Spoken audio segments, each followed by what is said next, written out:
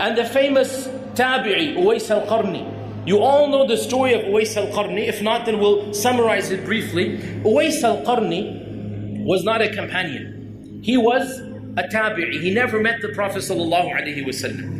And the Prophet ﷺ told Umar ibn al-Khattab that there will come to you a man from Yemen. And he described him in detail. And he said his name is Uwais from the tribe of Qarn. When he comes to you, then ask him to make dua for you. Ask him, Umar ibn al-Khattab. You all know who he is. Umar, you ask this person whom I've never seen to make dua for you. Why? Because he was righteous to his mother. Umar ibn al-Khattab, being who he is told to go to this man because he was righteous to his mother. Now some books of history mention a story, Allah knows how authentic it is, but it is mentioned in our classical sources, that Uwais al-Qarni used to take, he was the only son, his father had passed away, so he's taking care of his mother in a very dutiful manner. And he asks and begs permission to go to Medina to meet the Prophet ﷺ. So his mother grudgingly allows him to go, but she says, look, you know that I need you. Therefore, I only give you basically a day or two in Medina. As soon as you get there, you meet the Prophet and you come back. It is said that Uwais traveled from Yemen all the way to Medina. And when he got there, lo and behold, the Prophet was away on an expedition. He wasn't in Medina. So now he's stuck between two options. The first is to wait a week or two. He's traveled from Yemen. That's already a month's journey. The first is to wait a week or two. The Prophet wouldn't be gone for more than a week or two. And wait for the Prophet to return.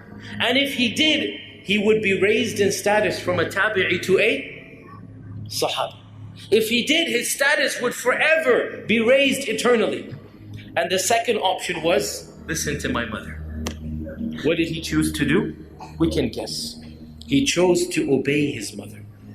To give up this voluntary status, because being a sahabi is a privilege, but it's not wajib. Listening to your mother is wajib. And so, according to this riwayah, Uwais al-Qarni stayed a day or two, as much as his mother had allowed him, and then he rode his mount and he rode all the way back to Yemen. And he voluntarily, willingly gave up that status in order to please his mother. It is no surprise, therefore, that the Prophet ﷺ said what he said to Umar ibn al-Khattab, that when Uwais al-Qarni comes to you, ask him to make dua to Allah subhanahu wa ta'ala, because this is a man who used to treat his mother with righteousness, with birr. And subhanAllah, this really shows us, we want our du'as to be accepted. Let us treat our parents with that dignity and respect that we deserve. We want Allah to bless us. We want the Prophet to know who we are. Uwais al-Qarni, they never met. Allah's wahi came down. Jibreel told him who Uwais al-Qarni was. How magnificent of a status was this man, that Jibreel comes down to inform our Prophet of this human being, this beautiful human being, whose only good that we know of, we don't know anything else about him, that's all we know, whose only good that we know of was كَانَ بِرًّا. He was barran. He was somebody who would treat his mother with that type of birr. And that is why the Prophet ﷺ never ceased to remind us and advise us to take care of our parents with the utmost gentleness and kindness. In one hadith he said, the largest door to Jannah and the middle door to Jannah, awsat means the largest and the middle.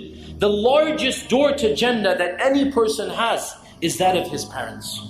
His parents are the easiest way that a person can enter Jannah.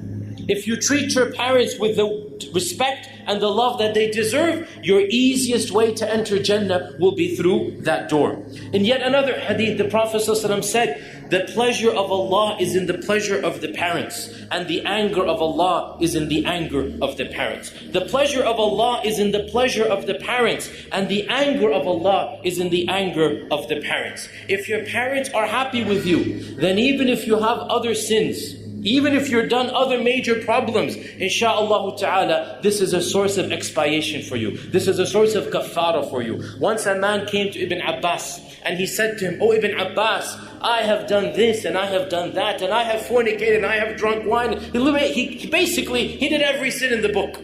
What can I do now to make up for this? Ibn Abbas said, "Are your parents alive?" He said, "My mother is alive." Ibn Abbas said, "Go and serve her, because wallahi, I know of no good deed that cleanses a man of all of his sins than servicing one's parents.